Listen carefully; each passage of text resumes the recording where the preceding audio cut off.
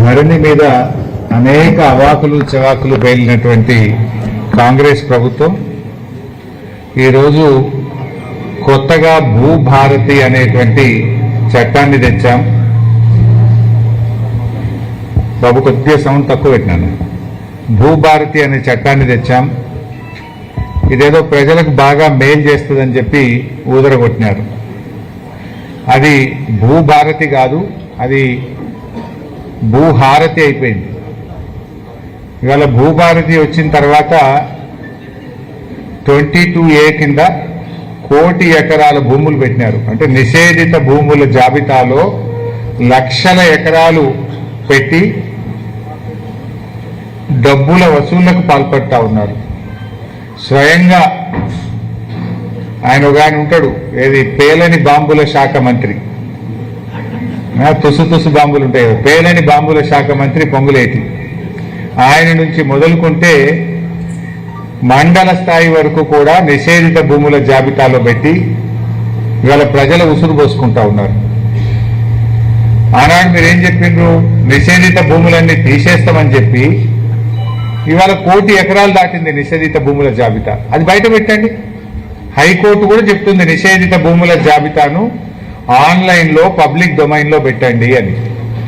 నిజాలు ప్రజలకు తెలుస్తాయి కదా, ఏది పెట్టిండ్రు ఏది పెట్టలేదో తెలుస్తుంది కదా. ఎందుకు నిషేధిత భూముల జాబితా ఆన్లైన్లో పెట్టలేరు? ఎందుకు కొత్తగా మీరు భూములు పెట్టుకుంటూ పోతున్నారు? ఇందులో పెద్ద స్కామ్ జరిగింది. త్వరలోనే అన్ని భూముల వివరాలు బయట పెడతాం. కాంగ్రెస్ వచ్చినాక నిషేధిత భూముల జాబితాలో పెట్టడం, వసూళ్లు కాగానే తీసేయడం. రాష్ట్రంలో ఇదో పెద్ద స్కామ్ జరుగుతుంది. విలువైనటువంటి భూములను గుర్తించి నిషేధిత భూముల జాబితాలో పెట్టడం, సెటిల్మెంట్ కాగానే తీసేయడం. పెట్టుడెందుకు, తీసుడెందుకు? దమ్ముంటే కాంగ్రెస్ ప్రభుత్వం వచ్చిన తర్వాత ఎన్ని భూములను నిషేధిత భూముల జాబితాలో పెట్టారు, ఎన్ని తొలగించారో ఒక వైట్ పేపర్ రిలీజ్ చేయాలని చెప్పి ఆ పేలని బాంబుల శాఖ మంత్రి పొంగులేటిని నేను డిమాండ్ చేస్తా ఉన్నా. బయట పెట్టండి. ఇలా మా జనగామ మీడియా మిత్రులను కూడా నేను మనస్ఫూర్తిగా అభినందిస్తా ఉన్నా. ఈ భూభారతి లొసుగులను బయటకు తీసిందే మీరు, ప్రభుత్వం తీయలే. దొంగల్ని గవర్నమెంట్ దొరకబట్టలే, మా జర్నలిస్టులు దొరకబట్టిండ్రు. మా జర్నలిస్టులు అద్భుతంగా ఆ విషయాల్ని బయటకు తీసిండ్రు మీరు. అయితే మీరు తీస్తే తూతూ మంత్రంగా ఆపరేటర్లను అరెస్ట్ చేసి ఈ కేసును ప్రభుత్వం దూరం చేస్తూ ఉంది, అంటే మాయ చేస్తూ ఉంది. అసలు విషయాలు బయటకు రానియడం లేదు. ఈ కేసును నీరు గారుస్తుంది ప్రభుత్వం. అసలు ఈ కేసు వివరాలు ఎందుకు బయట పెట్టలేరు? ఇది 35 మండలాల్లో ఈ స్కామ్ జరిగింది. జనగామ జిల్లా, యాదాద్రి భువనగిరి జిల్లా, మేడ్చల్ జిల్లా 35 మండలాల్లో ఈ స్కామ్ జరిగితే దీని మీద విచారణకు ఒక సిట్ వేయొచ్చు కదా. ప్రతిపక్షాల మీద మా మీద సిట్ల వేస్తున్నారు. కేసీఆర్ గారినో బీఆర్ఎస్ పార్టీ నాయకులను ఇబ్బంది పెట్టడానికి మా మీద మాత్రం సిట్ల వేస్తున్నారు. ప్రతిపక్షాల మీద కమిషన్లు వేస్తున్నారు.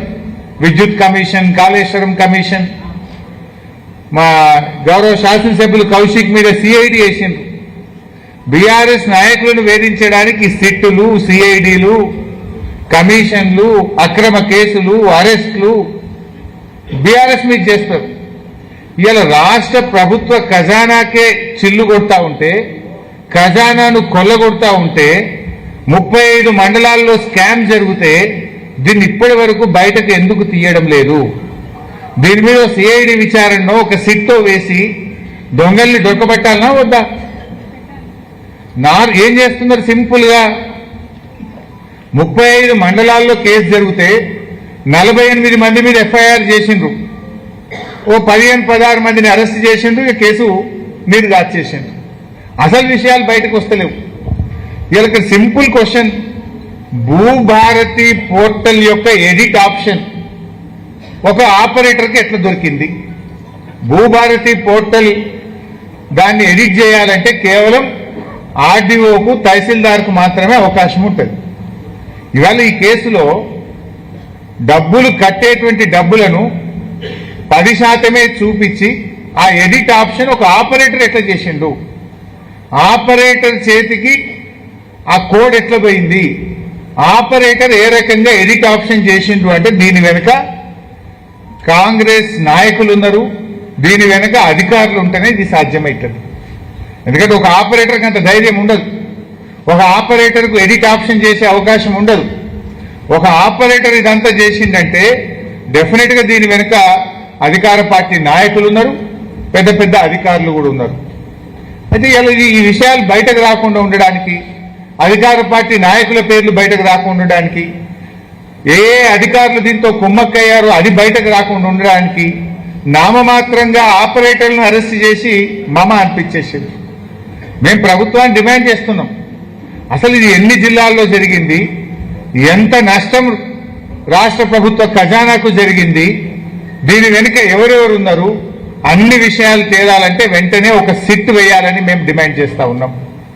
రెవెన్యూ మంత్రి గారు అన్ని విషయాలు బయట పెట్టండి. మేడ్చల్ జిల్లాలో ఎంత జరిగింది, యాదాద్రిలో ఎంత జరిగింది, భువనగిరిలో ఎంత జరిగింది, ఈ 3 బయట పెట్టింది విలేకరులే. మరి ఇంకా మిగతా జిల్లాల్లో ఎక్కడెక్కడ జరిగింది, రాష్ట్రం మొత్తం ఎన్ని జిల్లాల్లో ఎంత అవినీతి జరిగింది, ఎంత కుంభకోణం జరిగింది, దీని వెనుక ఎవరున్నారో అన్ని బయట పెట్టాలని మేము ఇలా ఆ పేలని బాంబుల మంత్రిని నేను డిమాండ్ చేస్తా ఉన్నా. బయట పెట్టాలని నువ్వు ఇవ్వాలి. ఎందుకు నోరు మూసుకున్నావు? ఆయనకంతా అహంకారం, ఆయన ఒళ్ళంతా శరీరం అంతా అహంకారంతో నిండి ఉంటుంది. మాట్లాడితే అహంకారంతోనే మాట్లాడుతుంటాడు. ఇవాళ ఇంత పెద్ద స్కామ్ నీ శాఖలో జరుగుతుంటే నువ్వు ఎందుకు పెదవిప్తలేవు? ఒక్కసారైనా ముఖ్యమంత్రి గారు రివ్యూ చేసిండా? రాష్ట్ర ప్రభుత్వ ఖజానాకే చిల్లుబడతా ఉంటే, ప్రజల డబ్బును కొంతమంది కొల్లగొడతా ఉంటే దీని మీద ముఖ్యమంత్రి ఈ రోజు వరకు ఎందుకు రివ్యూ చేయలేదని నేను అడుగుతా ఉన్నా.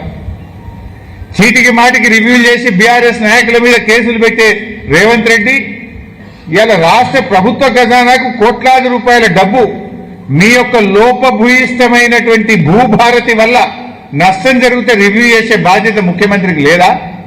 ఎందుకు రెవెన్యూ మంత్రిని చూస్తే భయపడుతున్నావా? పొంగిలేటి అంటే నీకు భయమా? కారణమేంటి? పొంగిలేటి బయట పెట్టడా, ముఖ్యమంత్రి రివ్యూ చేయడా? ఇది ప్రజల సొమ్ము కదా. రైతు బంధు ఇయ్యే శాత కాదు నీకు. ఇలా రైతు బంధు ఇయ్యకుండా రైతుల ఉసురు పోసుకుంటా ఉన్నావు నువ్వు. ఇలా ముఖ్యమంత్రి గారు ఏమైనా అడిగితే డబ్బులు లేవంటాడు. నీకు మాత్రం 100 కోట్ల రూపాయలతో నువ్వు క్యాంప్ ఆఫీస్ కట్టుకోవచ్చు, 100 కోట్లు పెట్టి ఫుట్బాల్ ఆడొచ్చు. నీకు ఫుట్బాల్ ఆడడానికి పైసలు ఉంటాయి, కోట్ల రూపాయలతో క్యాంప్ ఆఫీసులు కట్టుకోవడానికి పైసలు ఉంటాయి, అందాల పోటీలు నిర్వహించడానికి పైసలు ఉంటాయి, లేదు ఫ్యూచర్ సిటీలో 1,00,000 కోట్లు ఖర్చు పెట్టడానికి పైసలుంటాయి, మూసీలో పేదల ఇండ్లు కూలగొట్టి గాంధీ విగ్రహం పేరిట 1,000 కోట్ల రూపాయలు ఖర్చు పెట్టడానికి పైసలుంటాయి. రైతులు అనగానే పైసలు లేవని చెప్పి ఇవాళ మాట్లాడుతూ ఉన్నాడు. రేవంత్ రెడ్డికి బూతుల మీద ప్రేమ ఉన్నది కానీ రైతుల మీద ప్రేమ లేదు. బూతులు మాట్లాడడానికి నీకు నోరు వస్తుంది, రైతుల గురించి మాట్లాడడానికి నోరు రాదు. ఇలా సాదా బైనామా, ఆ రోజు కేసీఆర్ గారు ముఖ్యమంత్రి ఉన్నప్పుడు 6,18,000 మంది రైతులకు ₹1 ఖర్చు లేకుండా సాదా బైనామా చేసి ఇచ్చిండు కేసీఆర్ గారు. 2వ దశ అప్లికేషన్లు తీసుకున్నది బీఆర్ఎస్. ఇంకా ఎవరైనా మిగిలిపోతే వాళ్ళకు కూడా చేస్తామంటే 8,92,000 మంది రైతులు దరఖాస్తు పెట్టారు. ఈ రోజుకు కాంగ్రెస్ ప్రభుత్వం ఒక్కరికి కూడా సాదా బైనామా చేయలే. కేసీఆర్ గారు సాదా బైనామా ఎట్లా అమలు చేసిండ్రు? మోక మీద పోయిండు, భూమి కొన్నది నిజమేనా, పక్కనుండే రైతుల్ని అడిగిండ్రు, ఈయన సాగు చేసుకుంటుండా అని అడిగిండ్రు, అది నిజం ఉంటే ఆర్డర్ పాస్ చేసిండ్రు, వాళ్ళకు పాస్బుక్లు ఇచ్చేసినాం, టైటిల్ డీడ్ ఇచ్చేసినాం. కానీ ఇలా కాంగ్రెస్ వచ్చినాక ఆ రోజేమో ఎలక్షన్ల ముందు ఏం చెప్పిండ్రు? మేము గెలవంగానే ఎల్ఆర్ఎస్ ఫ్రీ, సాదా బైనామా ఫ్రీ, మేము గెలవంగానే ఎస్సీ ఎస్టీల భూములకు పట్టాలు ఇస్తాం. ఇప్పుడు ఏం చేస్తుండ్రు? ఎల్ఆర్ఎస్ ఏమో ముక్కు బిండి పేదల దగ్గర డబ్బులు వసూలు చేస్తున్నారు. ఎస్సీ ఎస్టీల భూములకు పట్టాలు ఇస్తామని చెప్పి పట్టాలు ఇస్తలేరు. కానీ ఎస్సీ ఎస్టీల భూములు రేవంత్ రెడ్డి ముఖ్యమంత్రి అయిన తర్వాత 1,00,000 ఎకరాల ఎస్సీ ఎస్టీ భూములను ఇలా ప్రభుత్వం స్వాధీనం చేసుకున్నది. 1,00,000 ఎకరాలు తీసుకున్నారు. ఇందిరమ్మ రాజ్యం అంటే ఎస్సీ ఎస్టీలకు భూములు పంచుడా, ఎస్సీ ఎస్టీల భూములు గుంజుకునుడా? రేవంత్ రెడ్డి ముఖ్యమంత్రి అయినాక హైదరాబాద్, రంగారెడ్డి, సంగారెడ్డి, మేడ్చల్, హైదరాబాద్ పరిసర ప్రాంతాల్లో 1,00,000 ఎకరాల ఎస్సీ ఎస్టీ భూములను ఇవాళ స్వాధీనం చేసుకున్నారు. ఎలక్షన్ల ముందేమో పట్టాలు ఇస్తామన్నారు, గెలిచి గద్దెనెక్కినాకనేమో భూములు లాక్కుంటున్నారు మీరు. అట్లనే సాదా బైనామా తప్పకుండా చేస్తామన్నారు. 8,92,000 మంది కేసీఆర్ గారి హయాంలో అప్లికేషన్ పెట్టుకున్నారు సెకండ్ ఫేజ్ లో. ఇవాళ వీళ్ళు వచ్చినాక ఏం చేసిండ్రు, అమ్మినోళ్ళు అఫిడవిట్ ఇవ్వాలన్నట. అమ్మినోళ్ళు అఫిడవిట్ ఇచ్చినాక నీ దగ్గరికి ఎందుకు వస్తారు? సాదా బైనామా గవర్నమెంట్ ఏం చేస్తుంది? అమ్మినోడు ఇస్తలేడు కనుకనే, అది అమలైతలేదు కనుకనే, పాస్బుక్ టైటిల్ డీడ్ లేకపోతే ఎరువులు వస్తలేవు, రైతు బంధు వస్తలేదు కనుకనే, అది అమలైతే మాకింత ఎరువులు దొరుకుతాయి, పాస్బుక్ టైటిల్ డీడ్ వస్తే మాకింత రైతు బంధు పడుతుందని కదా. ఆనాడు బీఆర్ఎస్ హయాంలో కోర్టు కేసు వల్ల సెకండ్ ఫేజ్ మేము చేయలేదు. నువ్వు వచ్చినాక కోర్టు కేసు పోయింది. కానీ నువ్వేం చేసినావు? నోటితో నవ్వి నొసటితో వెక్కిరించినట్టు సాదా బైనామా అమలు చేయమంటే గతంలో బీఆర్ఎస్ హయాంలో లేనటువంటి కొత్త నిబంధన, బాండ్ పేపర్ మీద అమ్మిన ఆయన అఫిడవిట్ ఇవ్వాలి. నేను అడుగుతున్నా, 8,92,000 మంది రైతులు దరఖాస్తు పెడితే ఒక్కలన్నా అఫిడవిట్ ఇచ్చిండ్రా? ఒక్క రైతు కన్నా నువ్వు పాస్బుక్ ఇచ్చినావా? మోసం చేసినావు నువ్వు రైతుల్ని. ఆ రోజు మేము ఇచ్చినాం. 6,18,000 మంది రైతులకు ₹1 ఖర్చు లేకుండా సాదా బైనామా అమలు చేసి నాటి కేసీఆర్ ప్రభుత్వం పాస్బుక్లు ఇచ్చింది, రైతు బంధు ఇచ్చింది. కానీ నువ్వు ఒక్కరికి కూడా ఇవాళ సాదా బైనామా చేయలే. రైతుల్ని మోసం చేస్తా ఉన్నావు. ఎస్సీ ఎస్టీలకు పట్టాలు ఇస్తాను మోసం చేసినావు. ఎల్ఆర్ఎస్ ఫ్రీ అని దగా చేసినావు నువ్వు. ఇవాళ ఇంత పెద్ద స్కామ్ జరిగితే ఇవాళ ఈ స్కామ్ ను బయటకు రాకుండా ఈ కేసును నీరుగారుస్తున్నారు. ఎందుకంటే దీని వెనుక అధికార పార్టీ నాయకులున్నారు. ఉన్నత అధికారుల హస్తంతోనే ఈ స్టాంప్స్ అండ్ రిజిస్ట్రేషన్ డిపార్ట్మెంట్ లో పెద్ద ఎత్తున అవినీతి జరిగింది, ప్రజాధనం కొల్లగొట్టబడ్డది. ఈయన ఈ పేలని బాంబుల మంత్రి నేను ఎన్ఐసితో పెట్టినా, ఎన్ఐసి సాఫ్ట్వేర్ అని చాలా గొప్పలు చెప్పిండు. భూభారతి అనేది ఎన్ఐసి సాఫ్ట్వేర్ మీద. మరి ఎందుకు ఇదంతా అవినీతి జరుగుతుంది? నీ ఎన్ఐసి సాఫ్ట్వేర్ పనిచేస్తలేదా? ఎక్కడ లోపం ఉంది?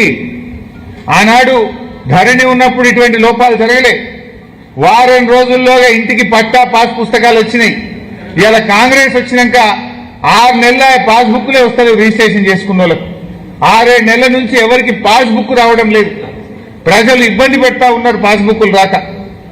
మరి నాడు కేసీఆర్ గారు ధరణి ఉన్నప్పుడు వారం రోజుల్లో పోస్టులు ఇంటికి వచ్చింది. మీరేం చేస్తుండ్రు? పాస్బుక్లు ఇస్తామని మనిషికి 300 వసూలు చేస్తుండ్రు. రిజిస్ట్రేషన్ అప్పుడే పైసలు తీసుకుంటున్నారు, కానీ పాస్బుక్లు మాత్రం ఇస్తలేరు. ఉల్టా ఇవాళ ప్రభుత్వ ఖజానాకు రావాల్సిన డబ్బులు బ్రోకర్ల చేతికి, కాంగ్రెస్ నాయకుల జేబుల్లోకి పోతుంటే దీన్ని విచారణ చేయరు. అసలైనటువంటి దొంగల్ని పట్టుకోకుండా ఇవాళ కేసును నీరుగారుస్తున్నటువంటి పరిస్థితి ఉన్నది. మరి ఎన్ఐసి సాఫ్ట్వేరు అని గొప్పలు చెప్పిన పొంగులేటి ఇవాళ ఏం చెప్తావు? ఎందుకు నీ భూభారతి ఫెయిల్ అయింది? ఎందుకు ఈ అవినీతి జరుగుతుంది? ఇవాళ పొంగులేటి గారు సమాధానం చెప్పాల్సినటువంటి అవసరం ఉంది. ఎవరో ఆపరేటర్ బసవరాజుని అరెస్ట్ చేసి ఇక కేసు అయిపోయింది అంటారు. బసవరాజు వెనుక ఉన్న అధికార పార్టీ నాయకులు ఎవరు? బసవరాజు వెనుక ఉన్న ఉన్నత అధికారులు ఎవరు బయటకు దిగరా? ఇది మళ్లీ భవిష్యత్తులో జరగకుండా కఠిన చర్యలు తీసుకోరా? బీఆర్ఎస్ నాయకులను మాత్రం అక్రమ కేసులు పెట్టి పడి అరెస్ట్ చేస్తారు. ఈ కేసులో 48 మంది మీద మీరు కేసు పెడితే ఎందుకు 15 మందిని అరెస్ట్ చేసి చేతులు దులుపుకుంటున్నారు?